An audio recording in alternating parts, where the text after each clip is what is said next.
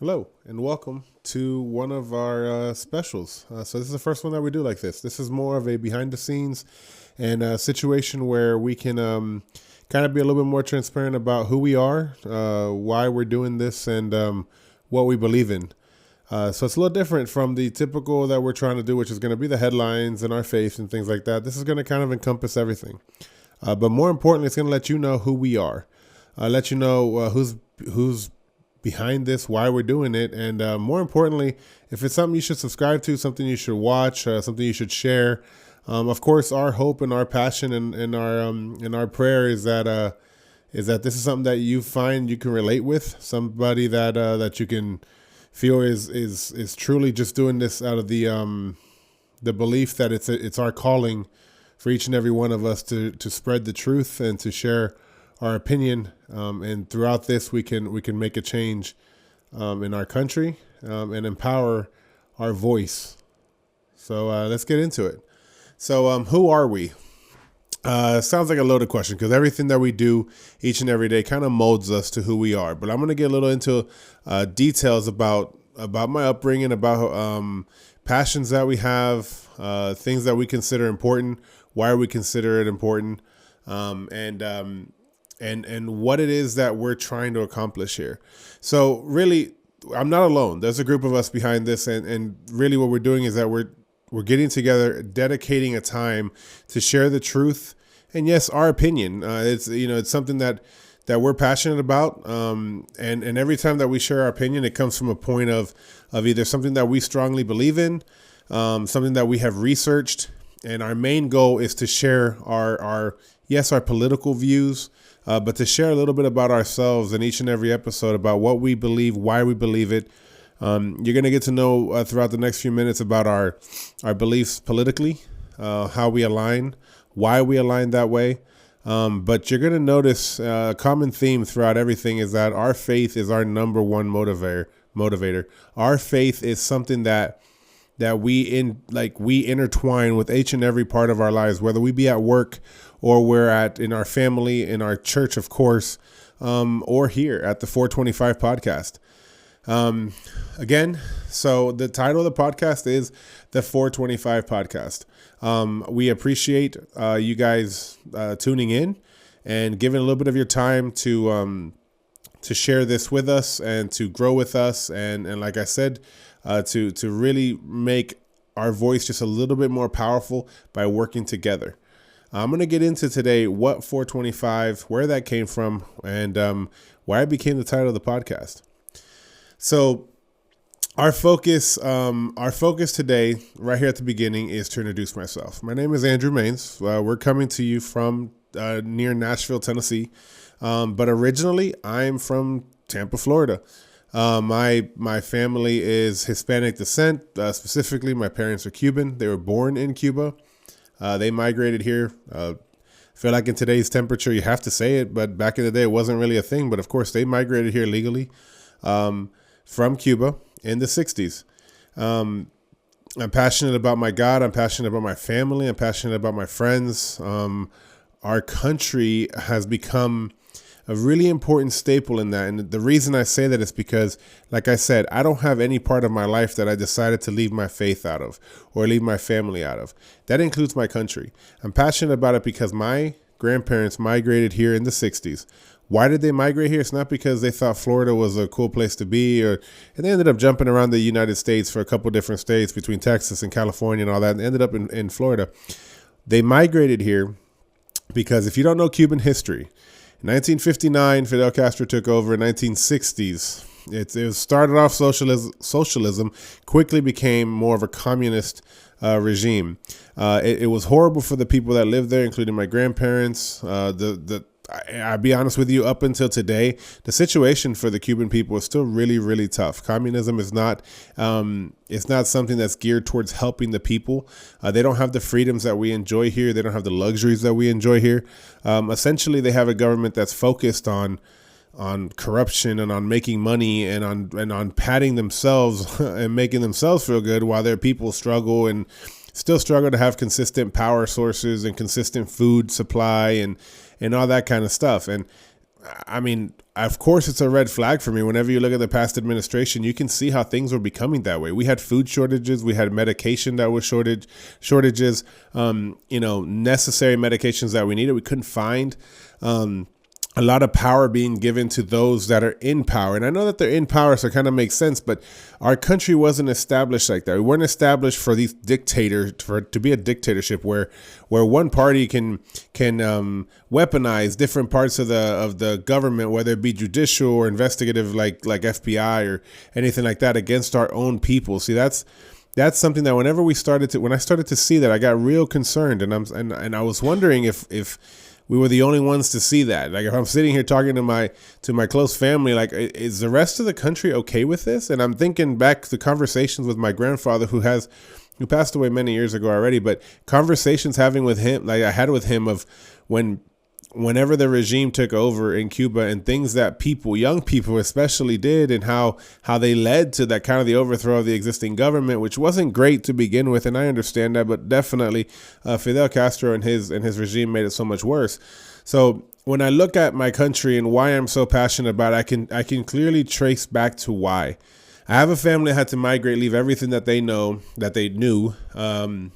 and move to a different country because of the excess in power and because of corruption and because of this hunger for money and for things of this world. And yes, because my faith is laced throughout everything that I do, I clearly see the enemy working through those kind of political parties. I clearly see the enemy at the core of all those things where, our faith teaches us to love your neighbor, to love your brother, to treat them, to forgive, all that kind of stuff. And you look at communism, you look at things like that. Those aren't necessary traits that are exhibited very much. So whenever I see our country start to get down the slippery slope that happened during COVID, where people were trading in their freedoms for, quite frankly, for either a jab in the arm to make themselves feel better, which then led to other health issues or things like that.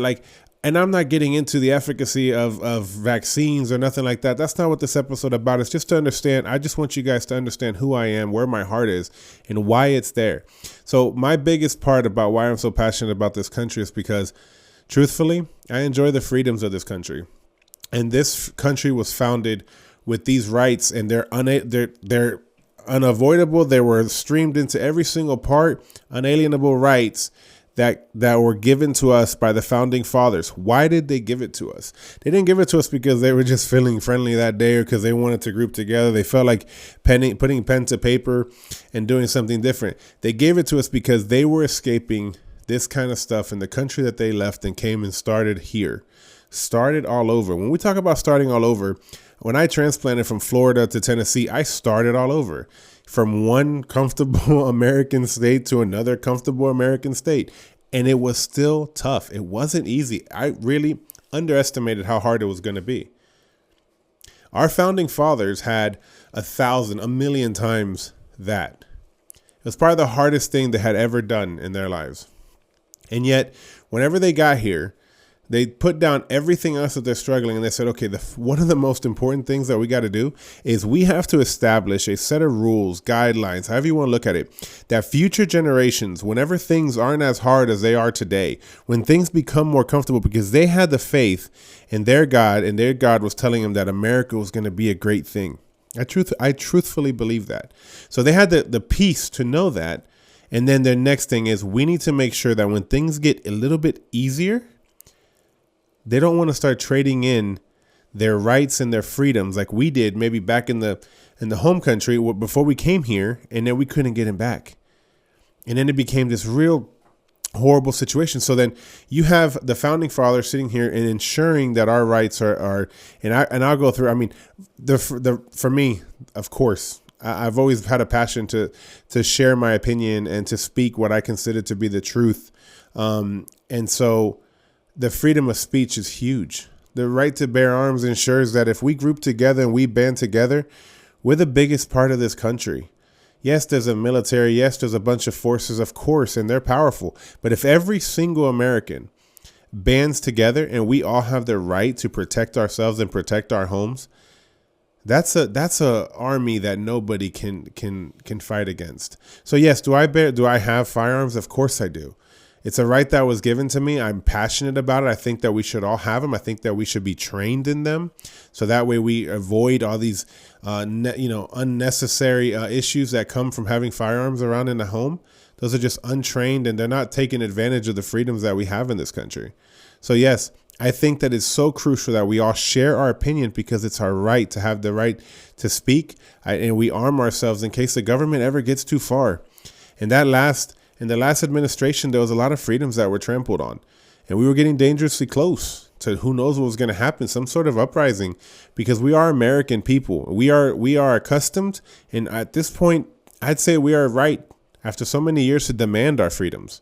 So whenever people start trampling or taking away freedoms, I think it's in our right, and I think it's in our best interest to stand up and say, no, that's not the country that we live in. So I'm very passionate about the American way of life. Do we have problems like everybody else? Of course. Is there going to be a 100% perfect situation? No, I honestly don't think so. No matter what, I believe in my God, and I believe that we men, women, we're flesh. And of course, with that always comes that little uncertainty or that little issue, and there's going to always be that.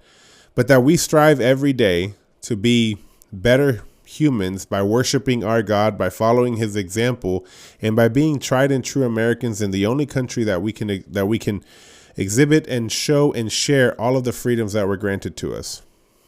So now that I've gone over I think you can tell what my faith is, and you can tell why I'm so passionate about our country.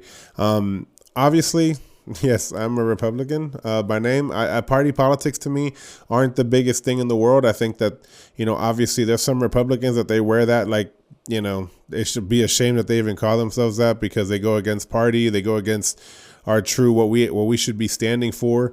I am conservative. I'm kind of a small government kind of guy. I think that the government was designed to do very important roles with protection of our borders and the military and things like that. But I think it's been given too much authority. And I think a lot of the authority being returned to the states is a huge part of how it would help the American way establish itself back into the roots and make sure that each and every citizen is represented well. Whenever you have all the federal government getting into something, inevitably, there's going to be parts of our country that are forced into things that they don't like. If you give the power back to the states, then you can choose what state you live in. And if you're in a state that you just can't agree with the political atmosphere of that area, and then maybe it's time, as hard as it might be, to uproot and leave and try something different. And the key part of that is, and I think it's so crucial whenever you live in a state like ours, like Tennessee, there's so many people that transplant because they don't like where they're at and they don't like the atmosphere of the politics in their area. But then whenever they transplant somewhere else, they become the most aggressive to get the stuff back to how they had it back home.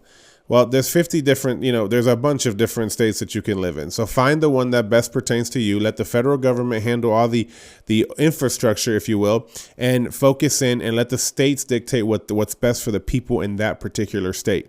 Whether that comes from emergency response, whether it comes to whatever it is, each localized state can do better if they're only worried about their state and only have the federal government as the infrastructure, as the protection in the back. I think it would work out so much better. So that's just kind of where I stand on it. I'm not saying I'm right on that. That's an opinion. And I think that I can prove my point and I can prove my facts. But at the end of it, everybody's going to have one. And again, like I said, every time we record one of these, subscribe, like, hit the share button, and really, really share, comment. Let me know what you think. If you're a big government kind of person, let me know why. If you agree with me in small government, cool. Give me a thumbs up. There's so many different opinions on this, and this is just my particular one. Now, government, super important. My country, super important. But there's nothing more important in my life than my faith. My faith is in God. I believe in the Bible. I believe it to be God's true and inspired word. I believe that the Bible is the best guidebook that we can have. It's helped me through many, many situations. I feel like it's a living word. I read the same verse, in different times of my life, and it speaks to me differently because I believe that God's using that word differently. I believe in prayer, the power of prayer. I don't need some intercession. I don't need, I don't need some magic phone to call. I have prayer, and I can go to my God at any time through any situation, the good, the bad, and the ugly. And I believe that my faith and my spirit communicating directly with God has gotten me through a lot of situations, has helped me through so many things, has guided me, when honestly, me in the flesh and just trying to do it my way has failed. And I've gone to my God and I said, look, I've been stubborn in this because anybody who comes to you and says that I'm the perfect Christian and I'm the perfect this, and no, there was only one, and he died a long time ago on a cross for me. And that's my belief. So that being said, all I do every day is try to do my best and what I can do my best at. This is going to get me to where 425 came from. So 425 is the Bible verse, and it's a Bible verse that I hold very, very close to my heart. And it's based on a testimony I'm not going to get into right now, but it's a testimony in my personal life about why that Bible verse is so important. So the Bible verse 425 comes from the book of Ephesians. In Ephesians, and it says, "So stop telling lies. Let us tell our neighbors the truth, for we are all parts of the same body." See, this goes back to my faith and my country. I think that being part together, being part of that community is so important. It binds us together that we should look out for one another. It never says there, tell the truth and agree with everybody. It says, stop telling lies. So just tell the truth. That's the only option that we have, whether it be in faith, in politics, and whatever it is. Telling the truth is the pivotal point to bring everybody together. As soon as lies and corruption interjects, that's the enemy, in my opinion. That is straight up the devil coming in to cause chaos. He is a master in chaos. It's what he likes the most. It's where he likes to live, and that's what he enjoys the most. Those are the root cause of all chaos is usually tracked back to some sort of lie or some sort of corruption. So if we are all part of one body, and then why would one arm try to hurt the other arm? One leg kick the other? You don't. You try to work together to get from point A to point B and do the best that you can at it. And in fact, I would say that sometimes if you really are one body and you consider when one hand is hurting, that other hand goes to help, remove, cover, bandage, however it works. Well, that's our body. This is our body in Christ. Like, we are one big church. And I have a really good friend of mine that always calls the capital C church. And I stuck with me. And it is a capital C church. I go to my local church and I love my local church. My pastor, obviously, in my opinion, he's the best pastor there is. He's amazing.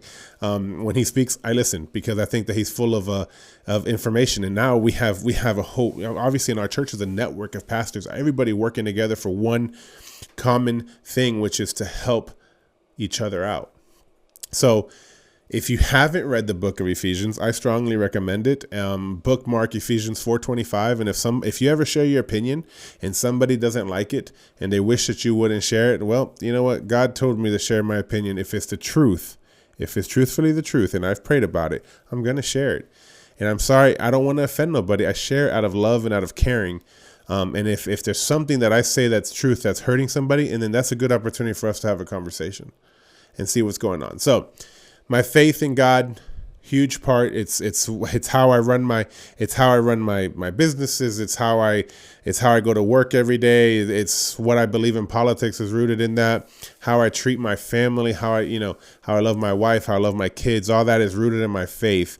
Under my faith, obviously, comes family, comes friends, all the other parts that make me who I am, lead me to the country that I love so much and why I want to preserve the freedom so much. So why did I start this? And I always say but over the course of this podcast, I'm hoping to introduce you to other people that are really important to my life and really important to this podcast and what our vision is. We have a grand vision. I think God gives everybody that grand vision to give us that fire and that oomph to just keep on chasing it.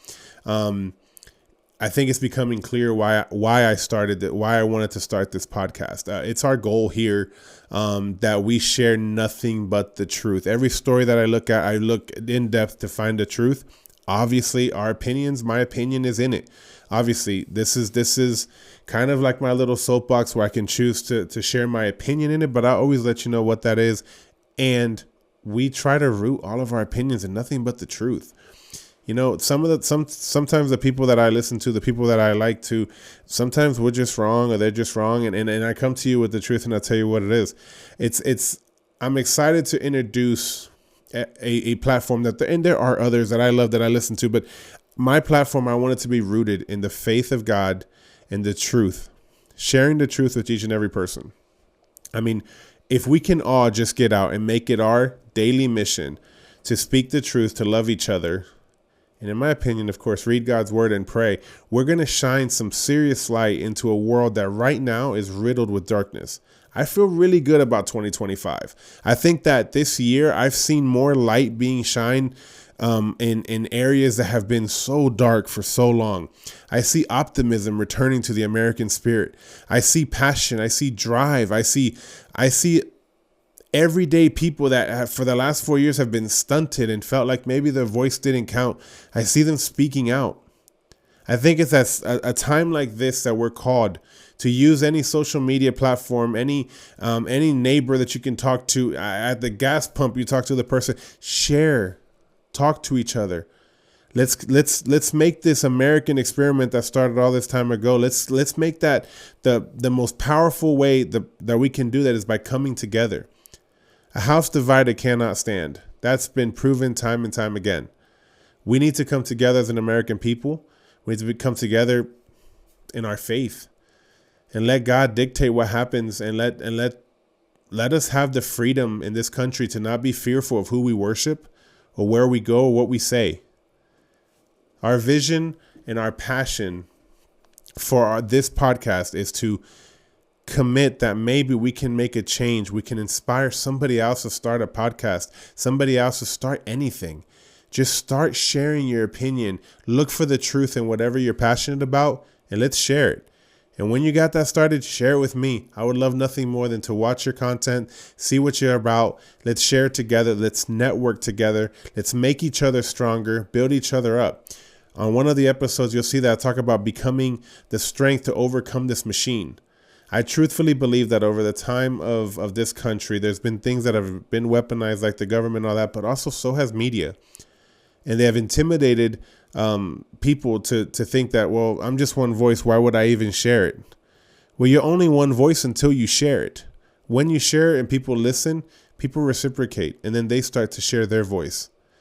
And I think that we have the power as a people of this country to share the truth each and individual way, to share our opinions in a different way, that we can truly change the world. And that's a lofty goal, and I get it. But working together with people that want to do the same thing, I think we'll get there. So to recap, like I said, my name is Andrew Maines. This 425 podcast is based on Ephesians 4:25, which says, just tell the truth. As simple as it is, tell the truth and love each other. That's our goal here on this podcast, is to tell you nothing but the truth and share that love and conversation and community that we can. Things that are powerful to us is our faith in God, but also our faith in the fact that we live in the best nation on this planet. We'll do whatever we can to maintain our freedoms. We'll fight for it. We'll talk about it. We love where we live and the freedoms that are awarded to us. That comes from my familial background. And that'll probably never, I hope that never leaves me. That passion never leaves me, because God's given me that passion for a reason, and we're going to use it. Thank you so much for joining us again on this special. A little different from the normal situation, but we're happy that you're here. Please like, share, subscribe. The biggest of all, though, if you can share it to somebody who needs it, but leave me a comment. Let's talk about this. Let's develop our community with our voices, even if it's after a keyboard, but with our voices. Let's communicate with each other. Let's share the truth with as many people as we can. And together, I truthfully believe that we can change the world.